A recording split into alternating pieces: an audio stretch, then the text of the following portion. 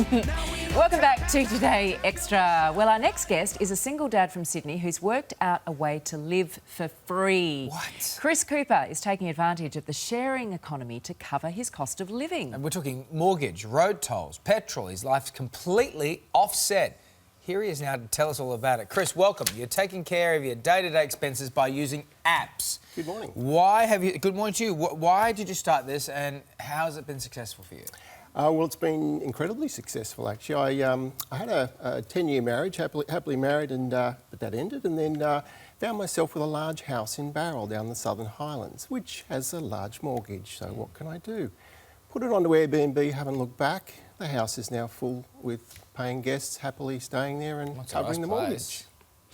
One of the biggest expenses for a family is often the car, but you managed to avoid ever paying for petrol, tolls, etc. Tell us how you do that. Yeah, well, so I was just driving a stock standard, petrol-powered car and thought I'll start driving for Uber, and all of a sudden I realised that you can offset a lot of your existing travel by having other people pay for you to travel. They're just showing the electric car there, but Tesla? Is that the Tesla, yeah, the self-driving. That's where I've moved up to, courtesy of the sharing economy. That's literally how successful they're not. Well, paid 150k for it a year and a half ago. It's still worth 150k now. So the car is effectually for free in that regard, because it's the engines don't wear out. There's no engine. But so started driving a petrol car for Uber, and a lot of my travel was free. I'd go across the Harbour Bridge to travel down to work, and I could time it so that Uber would pay for my journey. They'd pay for my toll. The customer would pay. Yeah. All right, so you actually have a spare car. You rent that out for a bit of extra cash. So how does that work? Yes, when I ended up buying a Tesla and thought, I'm not sure how the charging goes, and I'll keep my old car, but it's the rego and insurance. So I put it onto an app called Car Next Door, and that has been quite successful. So now the car is accessible to me if I need it occasionally. Sometimes I rent it out to my paying guests that are staying in my houses, and it's making, it's paying for itself. So I've got a second car for free. That people effectively come and rent. Is that it's the same concept, Airbnb. It's just that sharing economy. I have a resource, I share it with others, they pay for the car.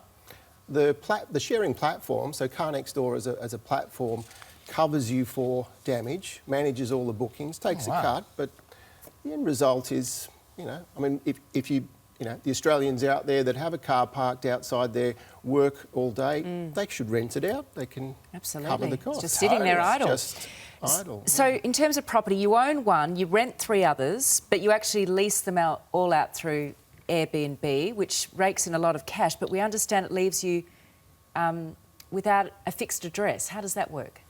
Well, I could stay in a particular place if I wanted to, but the transient lifestyle is also sort of fun. I used to, I still do a bit of travel for my, work for a company, Edval, with timetabling, and that's a bit of travel there. So sometimes I'm out of the country. But yeah, it's a case that if someone books my property on the weekend down in the Southern Highlands in Barrel, lovely place down there, so I then have to find somewhere else to stay. I go up to the city and stay in my flat. Sometimes somebody's also booked all of the flats or the house. So at that point, you stay in the garage. Or the Tesla. the Tesla, no. That's where I go and rent somewhere else. So I have had, I'll go and stay in a seaside place, and sometimes taking friends. The holiday is being covered by the Airbnb rental. I'm effectively not only having my seaside holiday paid for by others in the sharing economy, there might be some profit in it as well. So this app-fueled life you're living large on the apps. There's a lot of effort involved in this from the sound of it. But is it doable for average Aussies, Chris? It absolutely is. I would probably be a little bit more on the extreme scale of getting into this whole sharing economy. No, you're quite an addict now. Yeah, well, it's working well. It's working. I'm still single, so I haven't quite got the sharing life. Oh, you should try Tinder. But But anyway, so no, look, in terms of for the everyday Australian, I would very much encourage them to consider it. I mean, I push it quite frequently to friends and family. Some of them will say, "Oh, well, I've got a 2-bedroom place. My kids are in one room. I'm in the other. How can I can't rent. It's got nowhere to rent out." I say, "Well, do you ever take a holiday?